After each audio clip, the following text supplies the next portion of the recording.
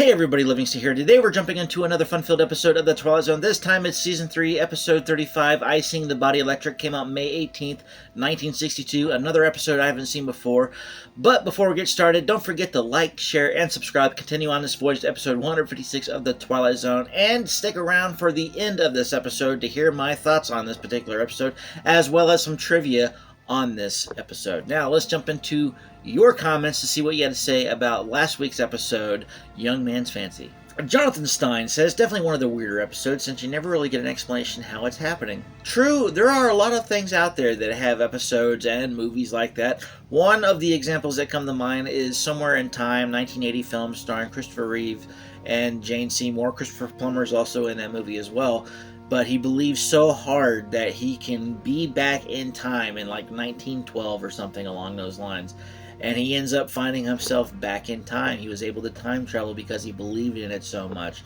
And maybe this is one of those things. They believed in it so much that he was able to go and become a child again and bring his mom back to life. Thank God it wasn't one of those things that brought him back to life and it turns out she's a zombie or something. Probably would have made the episode even that much better, but who knows. CBCW76 says, I always remembered this episode because while it's predictable, all possible endings were equally predictable. This is one of the few episodes that carried out a pretty negative ending, and negative was relative considering the wife, Phyllis Thaxter, would take episode TV roles by the hundreds or more in just about every 1960s dramatic series.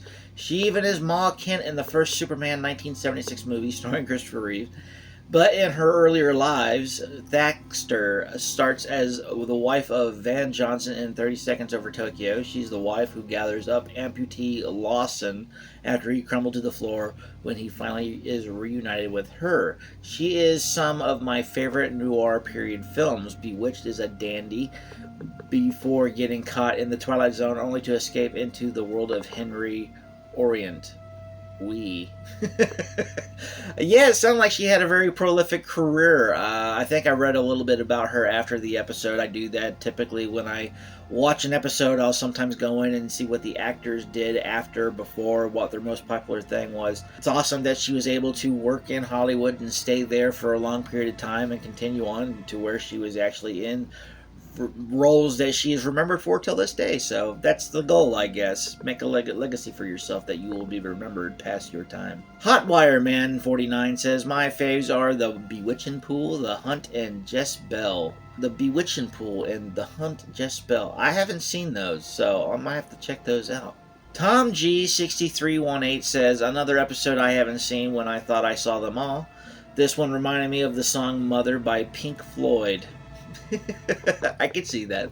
From the Sideline says, Richard Matheson loved to write stories that played with time and space. His novel Bid Time Return became a 1980 movie, Somewhere in Time, which he adapted himself. Crazy that I brought that up as an example.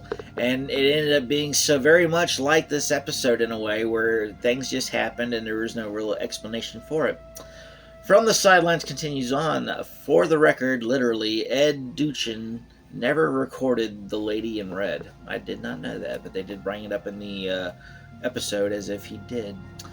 B. Christopher Gordon 9562 says, I have enjoyed much of Season 4, but I seem to be in the minority. But Antarctic Orb 9197 says that I'm with you. So that's two people who enjoy Season 4. Maybe that is an enjoyable season. I guess we'll see. Kindle Square says this episode was kinda of boring to me. He was still attached to his childhood and his mother. His mother knew that. I guess he had a wonderful childhood and he don't want to give it up.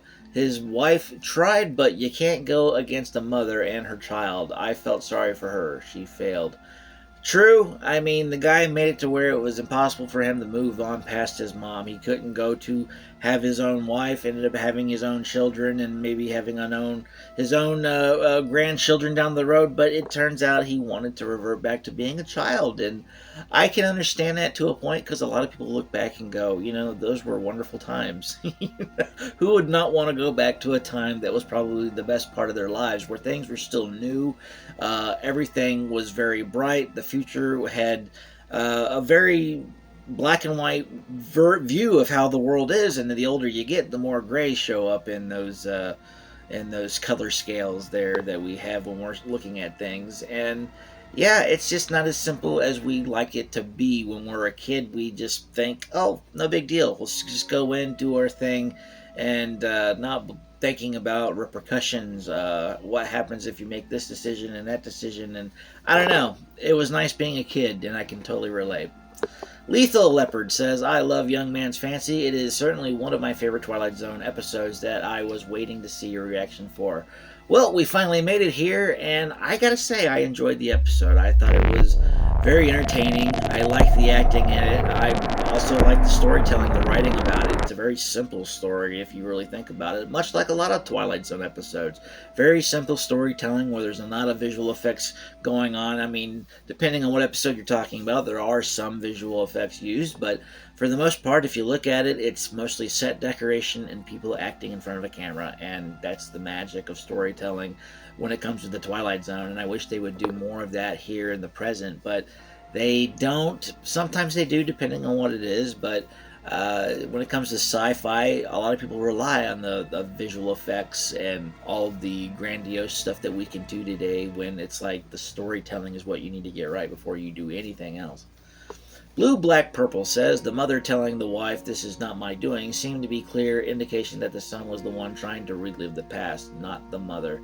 Yeah, it seemed like the guy was just so stuck in his childhood that he couldn't bring himself out of it, and he missed his mom so much and relied on her so much that it was just hard for him to move on beyond that, and he was always going to be that little child if he didn't dig himself out of whatever he was in. And it seemed like the grief of it all kind of consumed him, and he couldn't look forward. He had to keep looking back. Welch says, if his wife met him when they were at the same age of 10, okay. I don't know what that means. It's like an unfinished thought. Yeah, if his wife met him when they were the same age, young age of 10. Yeah, I just can't bring anything out of that. So maybe in this episode, just let me know, comment below what you meant by that comment. Jack Dorsey 4850 says, the kids should have grown up. Yep, much like we should all grow up when it comes to growing up. I mean, it's just a part of it. Some people can't move beyond that, and the fact that we all age and we all have to evolve. So that's just the way of life. Jack Dorsey 4850 says, Tech Sergeant Dennis D. Van Meter, who taught me to go beyond myself. Well, last week I did mention something about telling me who in your life inspired you to do better, or gave you the knowledge that you still remember today, or just had some kind of impact on your life in general, other than your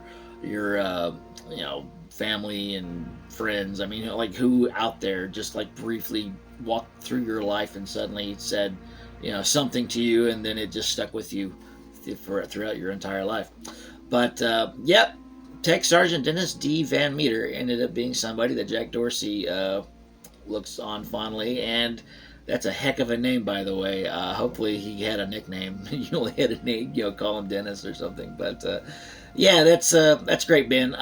Glad somebody was in your life to give you the input that you needed at the time, and it still stuck with you. So with all that being said, thanks everybody for your comments. I very much appreciate it. I will read next week's, and then I think the week after that we're getting into our podcast for the season. I have Chad joining me for the podcast. I'm going to pick my top 5, and then he's going to watch that top 5, and then him and I are going to rank those in a particular order, 1 being the best, 5 being the worst. But when I say worst, I just meant not as good as the ones that came after it. But that's what we're going to do for the podcast this time. Let me know, comment below, what are your top 5 episodes of The Twilight Zone, and I'll go over it in next week's episode. Let's get into the episode and see what we're getting into. The Twilight Zone.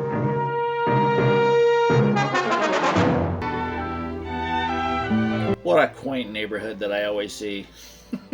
I understand how you feel, Never.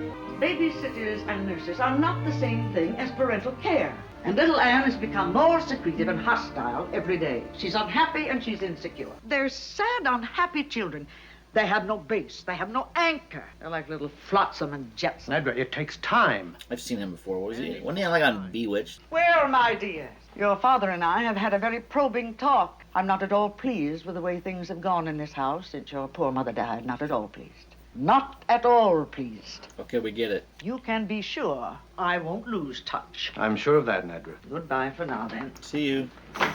Bye, Anne, dear. Poor, unhappy little dears. Okay, you need to leave. She wants to take us away, doesn't she, Dad? She doesn't approve of the way I'm bringing you up. We love you, Pop. She says that your sitters and nurses have been, too mean or too nice. She says that you're unhappy. They don't seem it. Are you unhappy? Oh, of course not. Well, love you don't need. What can't you give them? But guidance. How do you buy guidance for your children? Someone around who cares. What do? Advertise? Some kind, gentle soul will care. The actor is David White. He was in Bewitched. He played Larry Tate. He was in 191 episodes.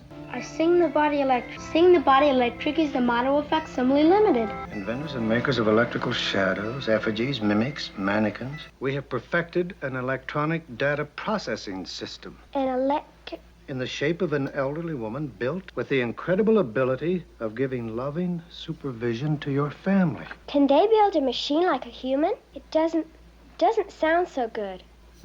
I sing the body electric. Whoa. It doesn't seem possible, though, to find a woman who must be 10 times better than Mother in order to seem half as good. Except, of course, in the Twilight Zone. I sing the body electric. Well, they really tell you the title a lot, even before you get to the title. Ray Bradbury. I've read his books.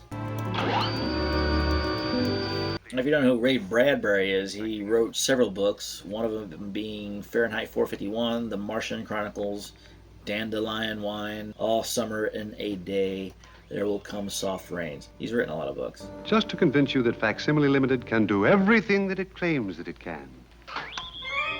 Soft brown, vivid blue, any color you choose. Ooh, Hair, white, gray, red, brown. Aren't they beautiful? very. Ears. You can pick your ears. It's cool, I guess. Ooh. Short or tall. Getting the kids involved in how they want their nanny to look. These are just the bits and pieces. Choose the elements which will become your, Grandmother, we get to pick out the color of eyes she'll have? exact, and put them down this chute where they will be conveyed to our factory. I think she should have blue eyes. They're like the brown Aggies I play marbles with. Her voice, listen. I sing the body electric. From Walt Whitman's poetry. I celebrate myself. Too low. Again, Walt Whitman. Too low. The armies of those I love. Just right. That's just right. Yep. The Three Bears. I don't want her to be like my mother. I'd hate her. She needs to look different. You want her to look like Mother, don't you? Sure. Then we don't care what Aunt thinks. Well, I get her point of view. I can win any game of marbles with those. Oh, she only had long hair. Are they building it? And he's just like, yes. Is this her? Hello? I can win any game of marbles with those. Be Tom and Karen, and that's Anne, of course. Hi, Anne.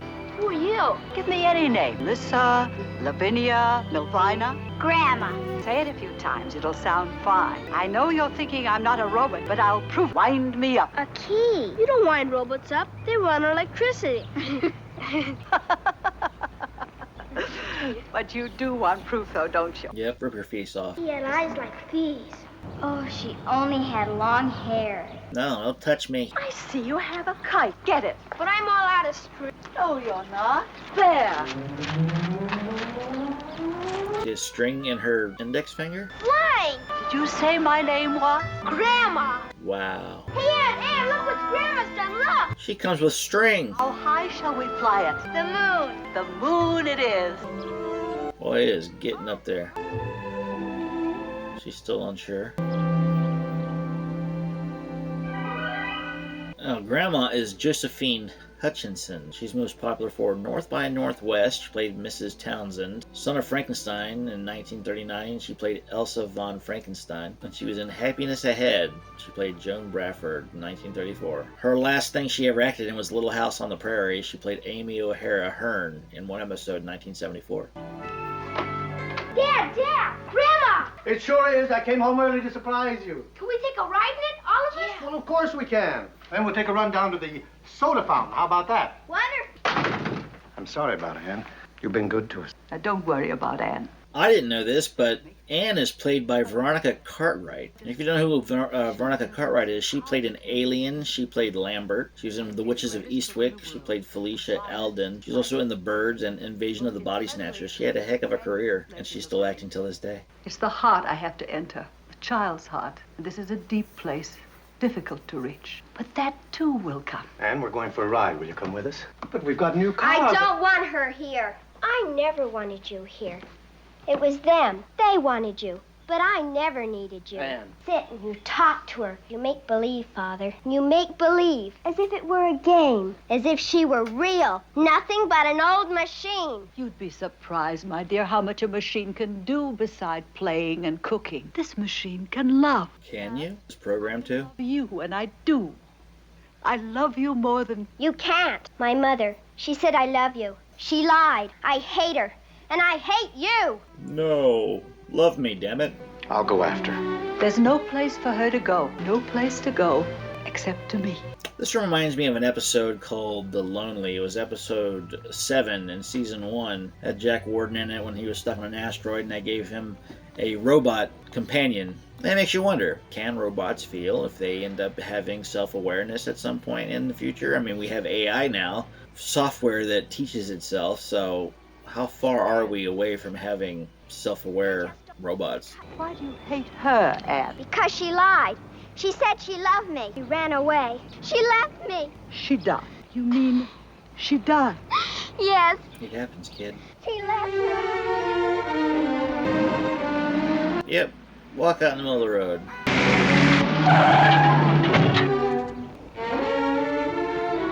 You saved her life. Don't cry.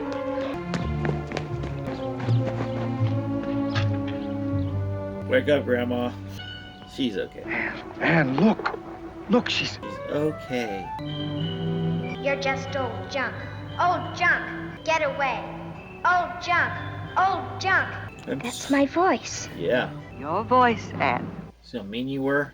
Grandma. Grandma, you're alive. Alive. Car. Nothing can hurt me. Then you're not like Mother? Can't run away? I can't. I won't. Oh, Grandma. You'll never die. Your mother died too when you were young. How did you know that? Did you ever forgive her for running away like that and never coming back? No, I never did. She was afraid that Aunt Nedra and everybody would run away and leave her alone. That's my job, to live forever. Let us all go home and finish our lunch. Okay. Last one home is an old maid. And old maid. Hurry it up. She became integral and important. She became of the essence. Never listened to foreign tongues without thinking of her. Everything they would ever see, hear, taste, feel would remind them of her. They're older. They're grown. Why do you have to leave? You're going off to college now and you won't need me. I'm not the world. The world's out there and it needs you. What's going to happen to you now, Grandma? And be sent out to help raise another family like yourselves, or perhaps I'll be taken apart, redistributed. My mind, my soul, you might say, will go for a while into a room of voices, where the minds and souls of all the other mechanical grandmothers are brought and stored for, and we'll tell what we learned from the world. And I'll tell what I learned from Anne and Karen and Tom. But you taught us. Really think I learned nothing from you in return? Everything you ever laughed or cried about, I'll share with the other machines in the room of voices. Someday, after 300 years, perhaps I'll gain the greatest gift of all. What's that? Life. Oh, Grandma, Whoa. you've always been alive to us. Not too into that part of the story. You figure, like, if you're going to have a nanny, hey, stick around for our children, you know? Now go ahead, quickly. But Run Grandma- along, darling, go on. Go on. See you later. Well, this robot seems to have feelings. There might be an assembly line producing a gentle product in the form of a grandmother, whose stock in trade is love. Fable, sure. But who's to say? The end. That's that fabled question, you know, will technology have feelings and emotions at some point down the line? We're not sure. I mean, at this moment, we're able to talk to a computer and it's able to talk back to us to an extent. It's still learning and processing and doing, but we still don't have anything that we would call sentient as of yet, unless they have something out there and they just haven't released it to the public. Who knows? But yeah, it's just how ahead of its time it was. The Twilight Zone. It's kind of crazy, just because they were talking about robots and robots having emotions, technology being at that point where they are able to be our caretakers in a way. But would they want to be our caretakers if they're able to comprehend and have free will? That's the question.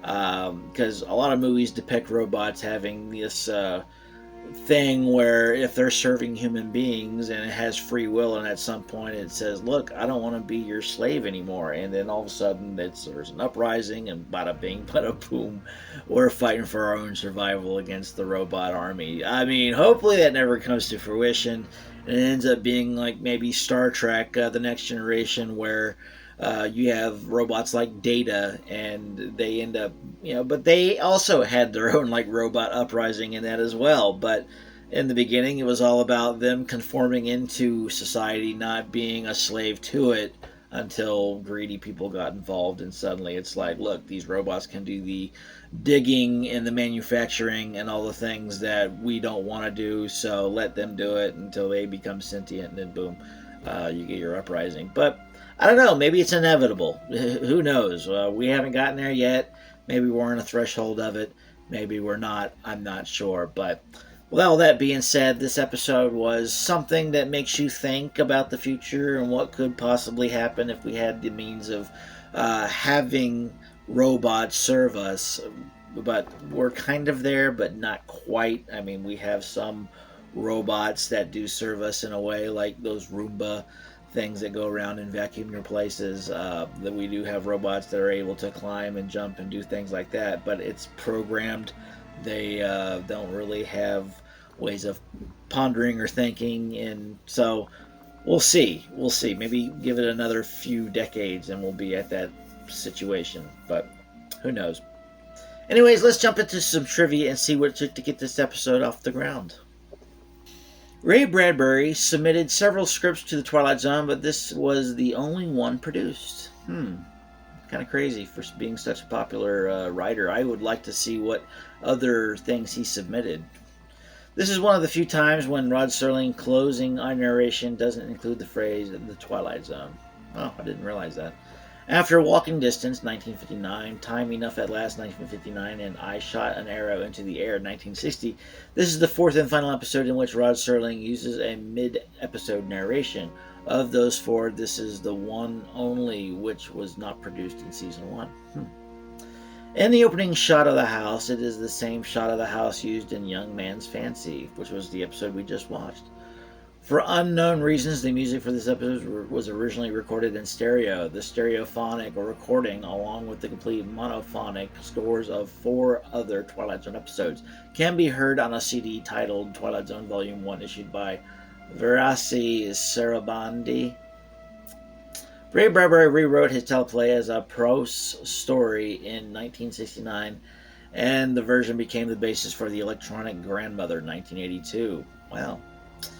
June Vincent was originally cast as Aunt Nedra, but the producers were disappointed with the scene. A reshoot directed by William F. Claxton replaced Vincent with Doris Packer. In the scene where Veronica Cartwright is standing on the stairs in the family living room, behind her, lining the stairway wall, are several paintings of birds. She was filming Hitchcock's The Birds at the time. At the end, Rod Serling is previewing the next episode. Its title, Cavender is Coming, is dubbed over as Serling is clearly saying something else entirely. Well, that's it for this episode. Let me know, comment below what you thought of it, and I will go over your comments in next week's episode. Until then, see you later.